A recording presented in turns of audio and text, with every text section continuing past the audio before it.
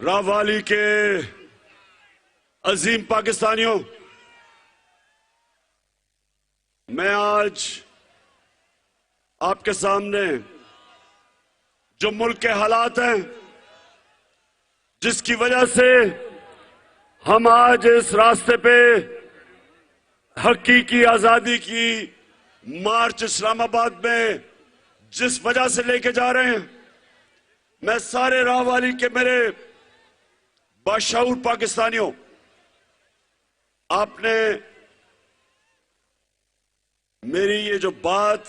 غور سے سننی ہے، کیونکہ میں چاہتا ہوں کہ جب میں اسلام آباد پہنچوں اور میں آپ کو کال دوں تو آپ نے میرے ساتھ مجھے